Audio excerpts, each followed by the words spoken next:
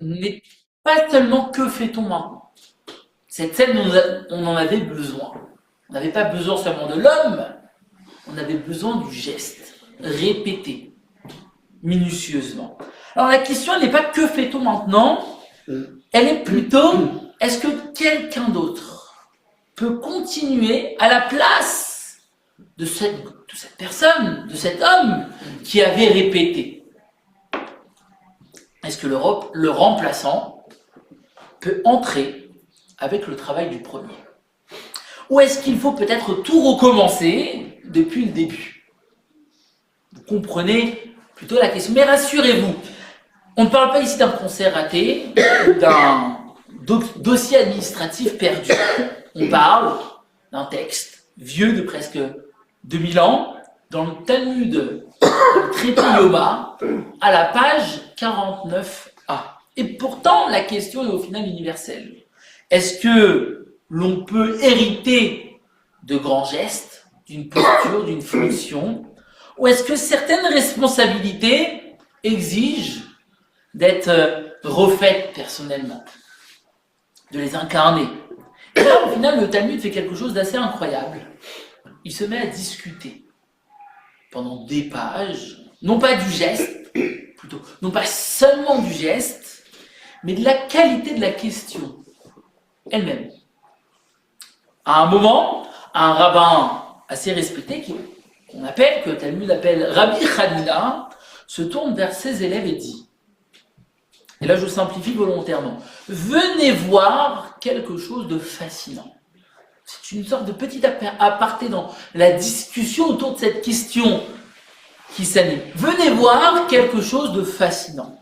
La nouvelle génération, la génération qui pose la question, pose aujourd'hui exactement les mêmes questions difficiles que les anciennes générations ont posées.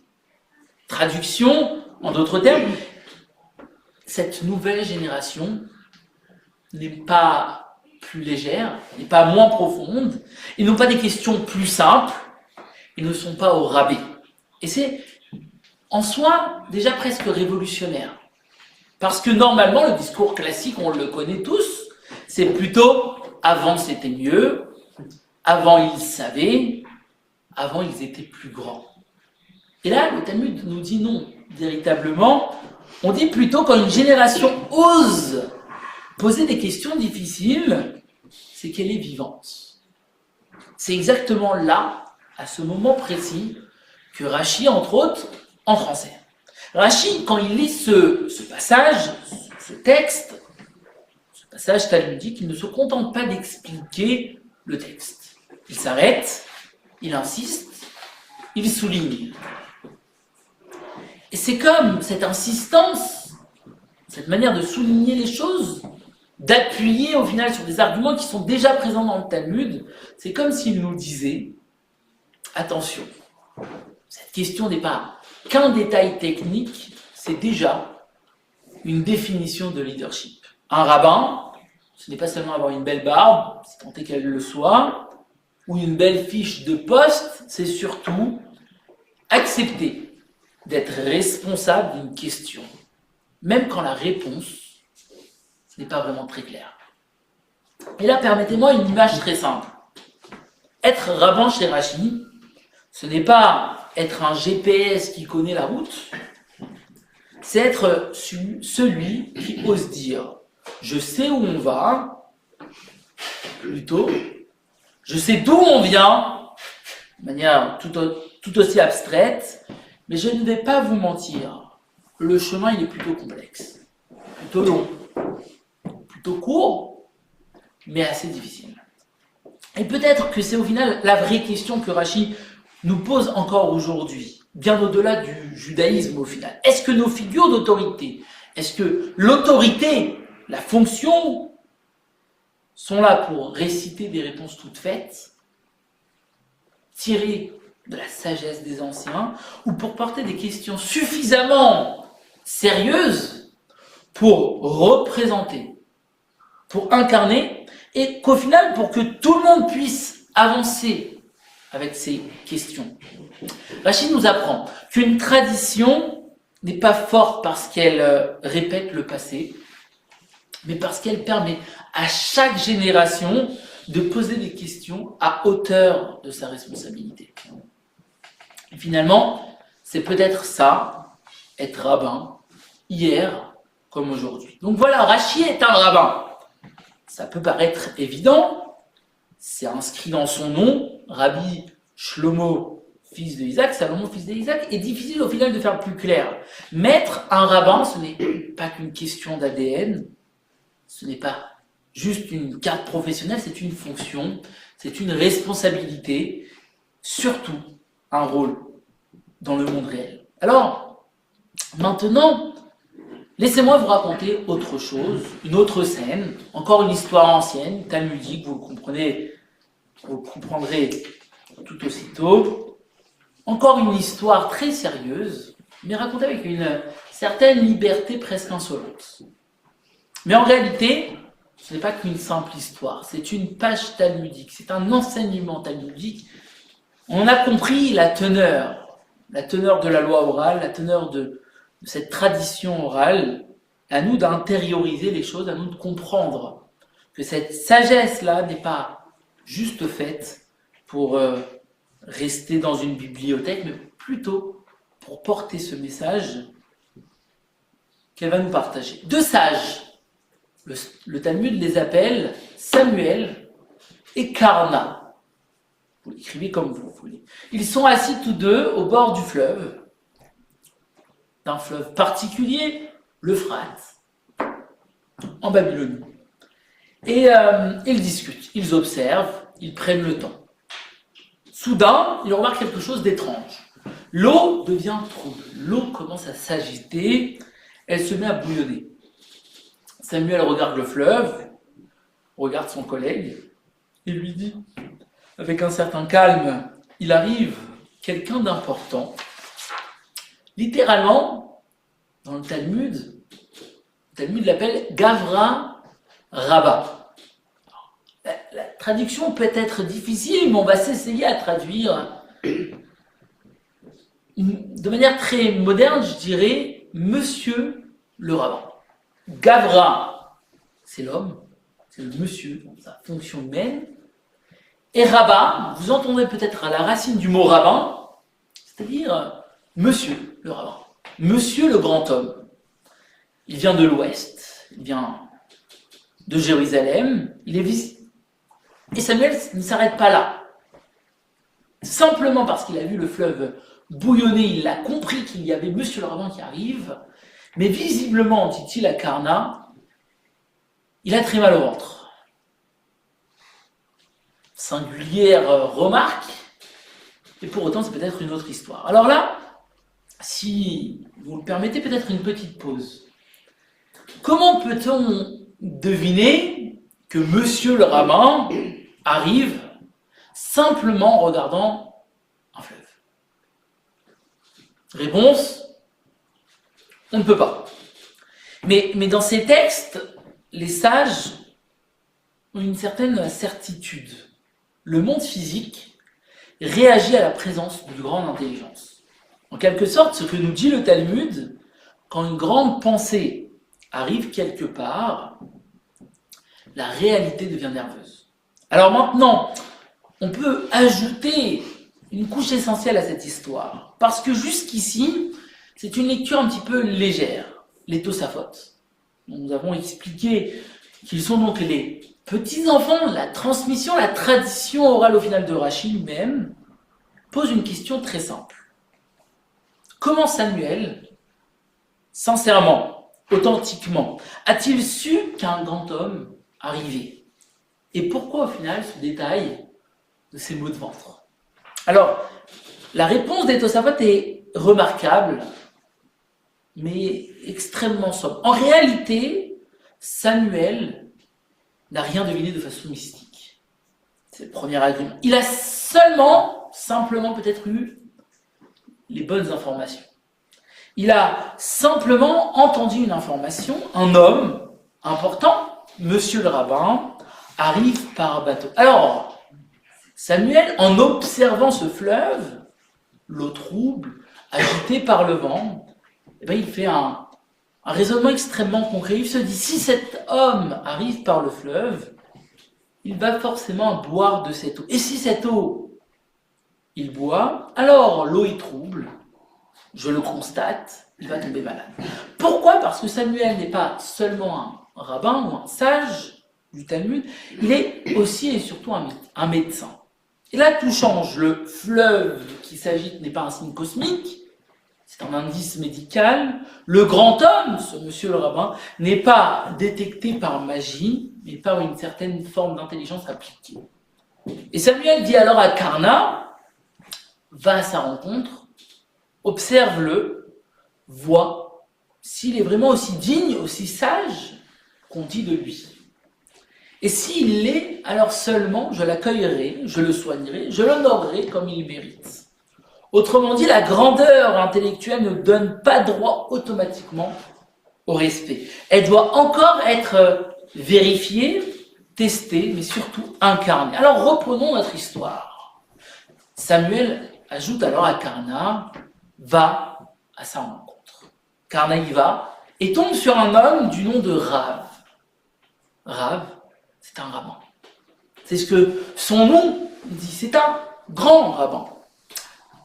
L'un des plus grands esprits de son temps, et surtout celui qui porte en son nom, au final, dans sa racine, Rav, le qualificatif qui en fait de lui, au final, un rabbin par excellence. Et là, au lieu de lui dire bonjour, de lui dire sa bienvenue, avez-vous fait bon voyage, Karna lui pose immédiatement une rafale de questions. Et maintenant, ajoutons le détail que Rachi glisse, presque en passant, un détail si discret qu'on pourrait presque le rater, et pourtant qui est au final le cœur de toute notre histoire, et surtout de toute notre séance en ces débuts d'après-midi. Oui, je suis passé du matin à l'après-midi quand bien même. Mais quand Samuel dit à Karna, va à sa rencontre, Rachi s'arrête et explique, il ne dit pas, va lui parler. Il ne dit pas, va lui poser tes questions ou des questions. Il lui dit littéralement, et ça Rachi nous dit, ce n'est pas véritablement inscrit dans le Talmud, sans son vin. Oui, sans son vin. Et le vin. Alors, ce n'est pas parce que Rachi est français, je vous rassure. Techniquement, Rachi commente un passage talmudique d'une scène qui se déroule dans la Babylonie du IIIe siècle.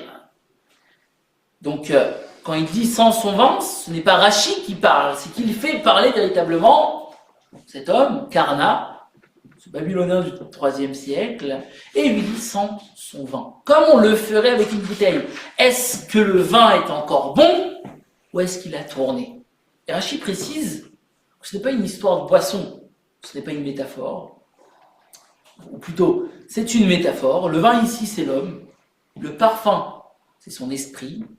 Et l'acidité, son arrogance. Avant d'honorer quelqu'un, ce que Samuel dit à ce rabbin Karna, regarde s'il n'a pas tourné. Et comment on fait cela? Alors, je vous rassure, pas en regardant des diplômes ni un CV, pas en regardant son titre, mais en observant sa manière de répondre à des questions. Son ton, son rapport à la question, sa capacité à être mis à l'épreuve sans se vexer. C'est exactement ce que fait Karna et sa rafale de questions. Pas des questions existentielles, pas des questions personnelles, des questions ultra techniques. Presque absurdes pour un non-initié. C'est un test. Est-ce que cet homme est encore du bon vin ou est-ce que son savoir a fermenté en suffisance pour devenir être aigre? Et voici le test. 3 questions. Pourquoi écrit-on, je ne peux pas rentrer en détail, mais c'est assez intéressant pour que je continue l'étude de ce passage talmudique. 3 questions. Pourquoi écrit-on certains textes religieux, notamment ceux que l'on écrit sur les phylactères, vous savez, ces petites boîtes que l'on attache pendant la prière du matin sur son bras et sur sa tête? Pourquoi écrit-on certains textes religieux uniquement sur la peau d'animaux précis? C'est la première question, ultra technique, vous le validez. Deuxième question, comment sait-on que le sang est rouge? Troisième question, comment sait-on précisément où se fait la circoncision? Alors, aucun échauffement, un entretien d'embauche, version extrême. Et Rav répond calmement, brillamment, il cite des versets, il compare des mots, et il raisonne avec une certaine forme de logique et d'analogie. À ce moment-là, Kahana comprend à qui il a affaire. Il comprend qu'il a affaire à Monsieur le rabbin, et qu'il incarne au final ce titre, cette fonction, ce que l'on dit de lui. Et au final, la discussion s'inverse. Rav va poser une ultime question à Kahana. Il lui pose cette question aussi simple, beaucoup moins technique. Je pense que beaucoup de gens pourraient répondre. Comment t'appelles-tu? Et il lui dit Karna. Et Rav, sans hésiter, lui lance une bénédiction très talmudique. Puisse-t-il te pousser une corne dans l'œil? Alors, oui, c'est bien une bénédiction. Ne cherchez pas trop. Dans ce monde-là, une corne, ce n'est pas McDonald's, c'est le symbole de la puissance intellectuelle. Mais l'histoire ne s'arrête pas là. Mais ça serait peut-être pour un autre épisode. Alors maintenant, arrêtons-nous encore une autre seconde avant de conclure.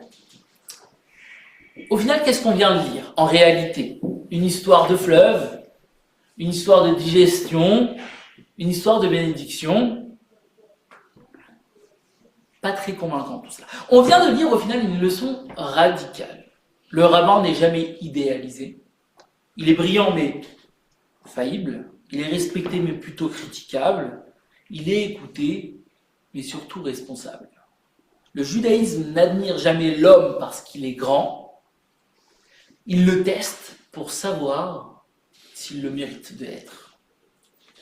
Ces textes, ce Talmud, ces histoires que nous avons racontées, ces passages que nous avons étudiés, ne fabriquent pas fondamentalement des statues. Ils fabriquent des figures humaines sous tension, à l'instar de Charleville. Et Rashi, en commentant notre étude, nos études, ne cherche pas à les adoucir. Il les transmet telles quelles, avec leur humour, avec leur cruauté, avec leur inconfort. Parce que pour lui, pour Rashi, c'est ce qui nous intéresse, un rabbin, un vrai, ce n'est pas celui qui évite certaines zones plutôt gênantes, c'est celui qui accepte, avec l'intelligence qu'il engage, une certaine responsabilité morale. Et finalement, au final, tout se tient, le fleuve qui s'agite, la question, les questions trop difficiles, la réponse brillante, les réponses brillantes. Être rabbin chez Rashi, ce n'est pas être parfait, c'est accepter que chaque génération, chaque individu doivent apprendre à manier le savoir sans écraser l'autre. Et alors pour conclure, au final revenons à notre titre, un peu trop long, Rashi, figure novatrice, informée des réalités de son temps, un intellectuel du XIe siècle, érudit, observateur du monde et du peuple. Après tout ce que nous avons vu, on pourrait presque dire, mais nous l'avons déjà dit, que ce titre est un peu trop long. Parce qu'en réalité, si Rashi était là, je ne dirais pas ce soir, mais cet après-midi toujours, et qu'on lui demandait, Rabbi, comment vous définiriez-vous? Je ne suis pas sûr qu'il aurait la réponse. Mais il aurait peut-être répondu, un intellectuel médiéval, à haute valeur ajoutée, expert en exégèse biblique, talmudique et peut-être sociologique, pas très convaincu que ça aurait été sa réponse. Je crois qu'il aurait simplement dit « Monsieur le rabbin ». Et probablement qu'il aurait ajouté, avec ce demi-sourire qu'on devine parfois chez lui au travers de ses commentaires, « J'essaye de ne pas tourner ». Parce qu'au fond, on l'a dit, on l'a lu, Rashi n'est pas un rabbin parce qu'il sait tout, il est rabbin parce qu'il sent le vent. Parce qu'il sait reconnaître quand le savoir reste vivant et quand il commence à devenir aigre. Rachi n'est pas un rabbin parce qu'il a réponse à tout. Il est un rabbin parce qu'il accepte que certaines questions restent ouvertes. Et c'est au final précisément ce qui maintient une certaine tradition, un certain savoir en mouvement et surtout en vie. Alors oui, on peut continuer à appeler cela un intellectuel du XIe siècle, érudit, observateur du monde et du peuple. Vous voyez, je veux véritablement que vous retenez ce long titre, mais entre nous, si on veut être honnête, Rachi, c'est dire les choses beaucoup plus simplement. Rachi, c'est un rabbin qui sait beaucoup, qui observe attentivement, qui parle avec précision, et surtout qui n'oublie jamais qu'un savoir sans humanité, c'est un vin qui a mal tourné. Et finalement, si cet après-midi, vous repartez avec une seule idée, vous voyez, aujourd'hui, j'ai vraiment essayé de faire enfin, après cette 7e séance, c'est assez important, le chiffre 7 est important, non pas que je connaisse les chiffres, ça vous l'avez compris, mais j'ai essayé de faire dans les temps 40 minutes d'exposé et 20 minutes de questions, à vous de tenir la parole. Finalement, si cet après-midi, nous repartons avec une seule idée. Ce n'est peut-être pas une définition de ce qu'est monsieur le rabbin, ou un rabbin, ou même Rachi. C'est une question à se poser à soi-même. Bien plus important que tout le reste, je pense. Est-ce que je sais me rendre plus humain? Ou simplement plus sûr de moi, plus patient, plus attentif, plus respectueux, plus poli? Ou bien, suis-je encore cassant, condescendant, pressé, plutôt moins attentif aux autres? Si Rachi nous regarde encore aujourd'hui, j'en suis convaincu, on est quand même à 3. Je crois qu'il ne nous jugerait pas sur nos réponses, mais plutôt sur notre capacité à ne pas tourner. Merci à vous. À vous de tenir, vraiment. Même on a commencé en retard, j'ai tenu le défi. Alors, Madame Bayeul, qu'est-ce que vous en dites? Ça tombe sur vous, vous n'étiez pas là la semaine dernière. Mais j'y assiste quand même. Je sais, mais je ne vous vois pas.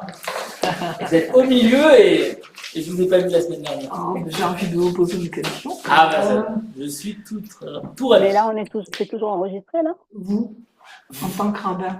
J'ai assez parlé de rabbin.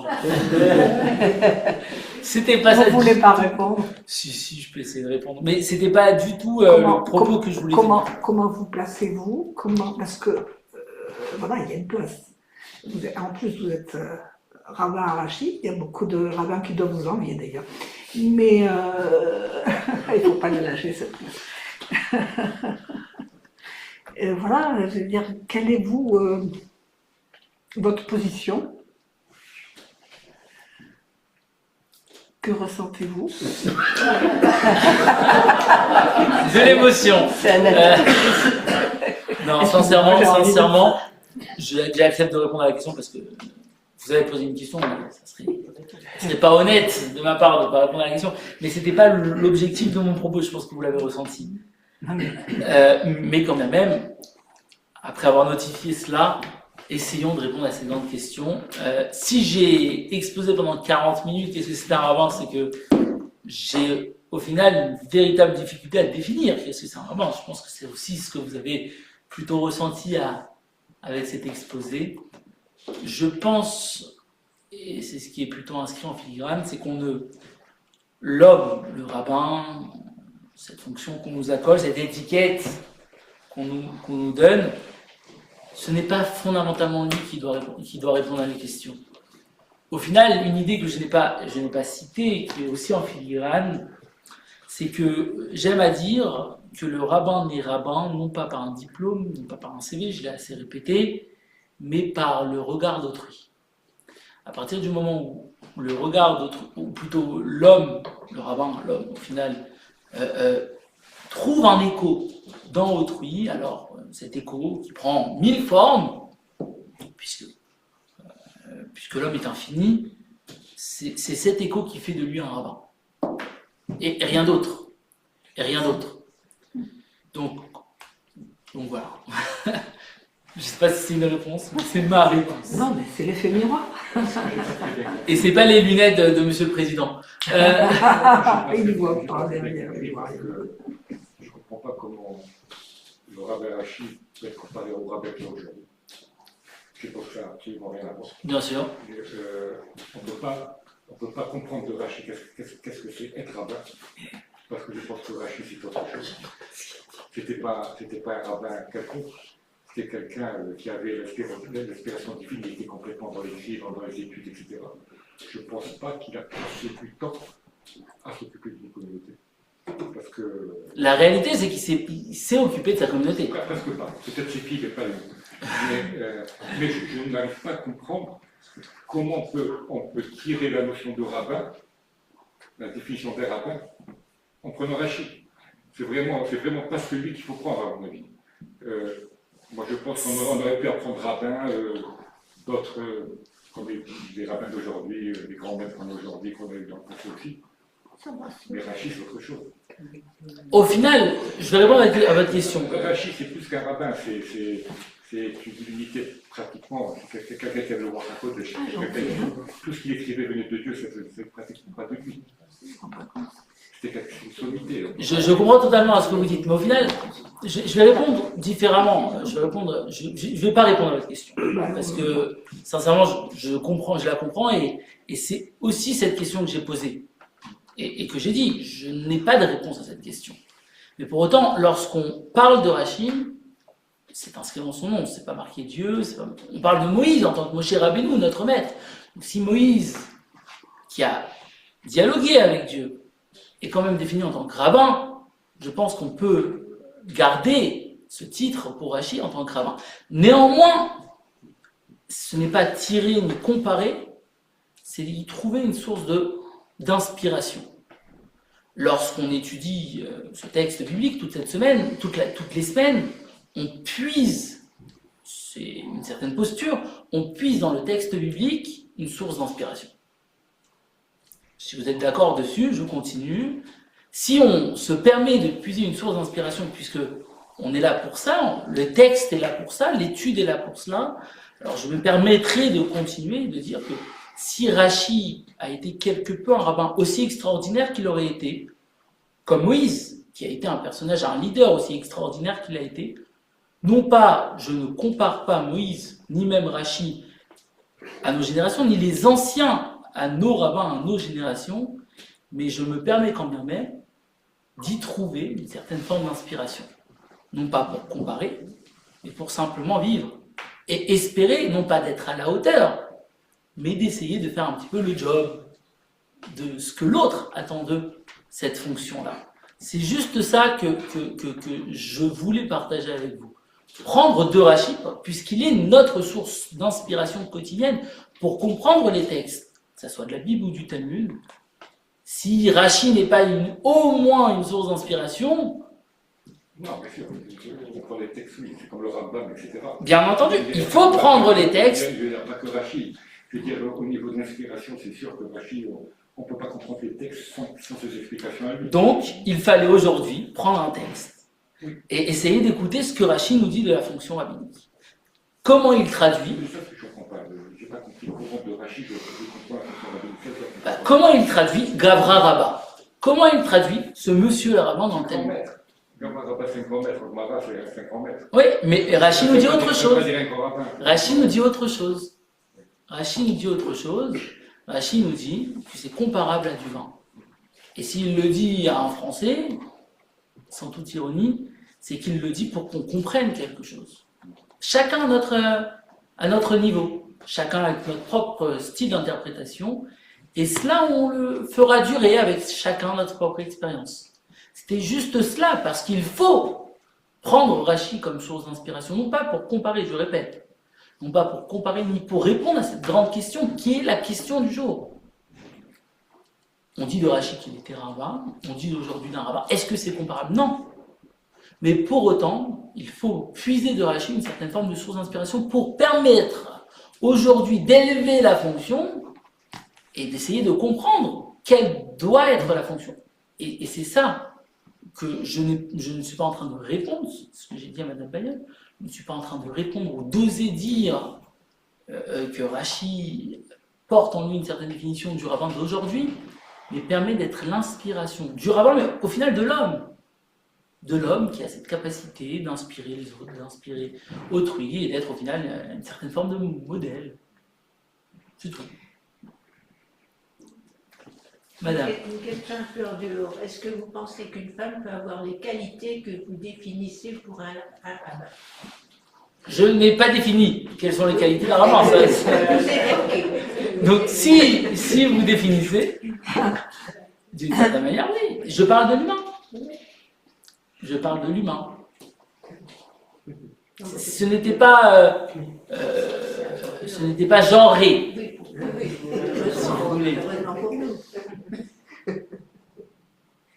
Moi, si j'ai bien compris, le rôle du rabbin, c'est d'essayer d'apporter des réponses à Essayer de porter les questions.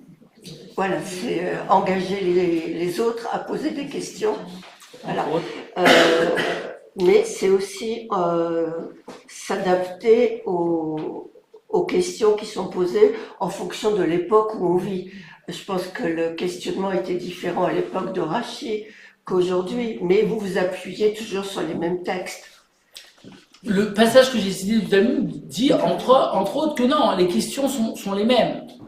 Après, il ne dit pas ça de notre époque. Ici, il dit ça au final de son tournant. Dans le Talmud, il y a une certaine forme de tournant. La phrase que j'ai citée de Rabbi Hanina dans le Talmud, c'est qu'il dit qu'au final, je suis fier que les questions d'aujourd'hui, qui sont des questions de moderne, si vous voulez définir, sont aussi importantes que les questions d'autrefois. Ce ne veut pas dire que c'est adapté pour aujourd'hui, mais c'est ce que le Talmud dit d'une certaine époque. La question n'est jamais sur la réponse, elle est sur le pouvoir porter des questions, pouvoir porter une responsabilité. Sur le temps long. J'ai entendu dans une partie de votre commentaire que le rabbin se pose cette question en permanence. Ai-je été assez respectueux? Ai-je été assez responsable? Ai-je fait assez attention à l'autre, à autrui? Ça évoque pour moi, en fait, il y avait quelques autres questions, mais je pense que vous le direz plus précisément que moi. Vous rectifierez si je me suis trompé. Non, mais... Pour moi, il y a deux échos. Un, c'est que d'une part, c'est un programme. C'est plus un programme qu'autre chose. Au sens, et là j'entends la racine yara,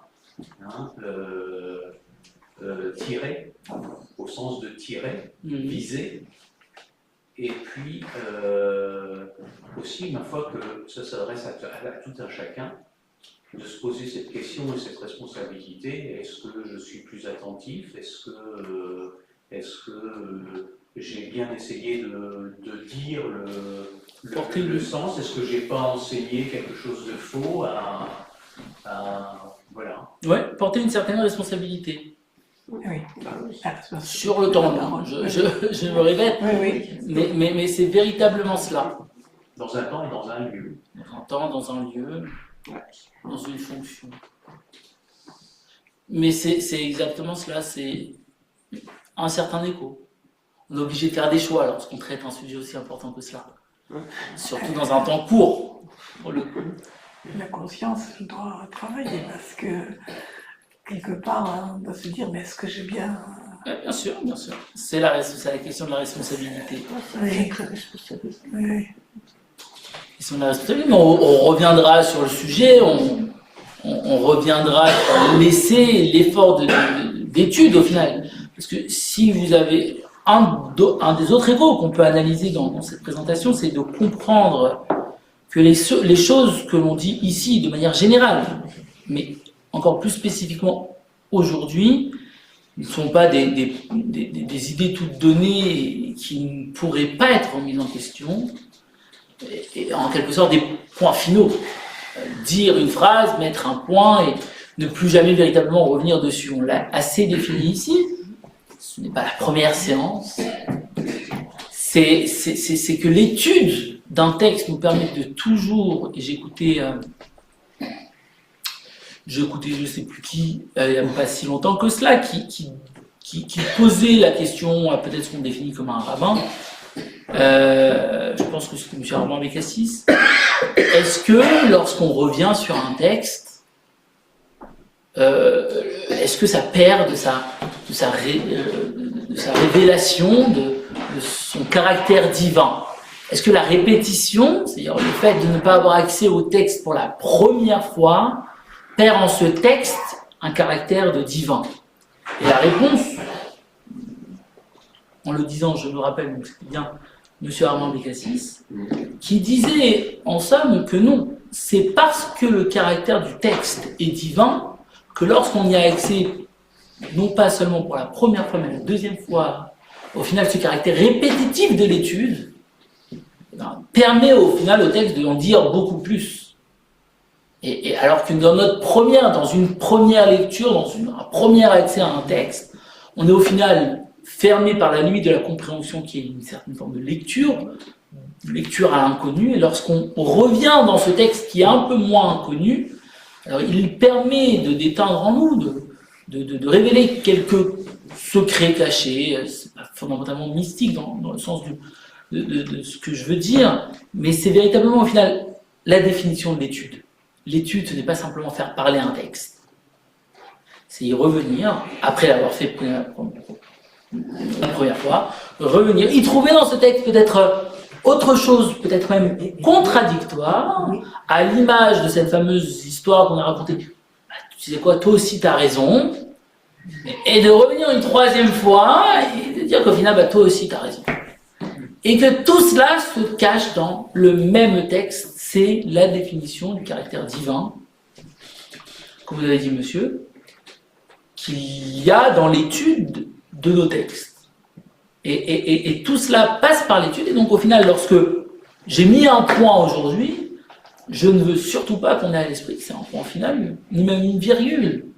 Lorsqu'on reprendra, ou lorsque vous reprendrez l'étude de ces textes, bah, vous continuerez tout simplement. Même un texte qui n'est pas divin, le fait de le reprendre plusieurs fois. Bien sûr. Des choses qu'on a eues quand on avait 20 ans, si on les lit maintenant, on y voit beaucoup plus de choses. Avec l'expérience, bien entendu. Mais c'est parce que le mot a un caractère divin.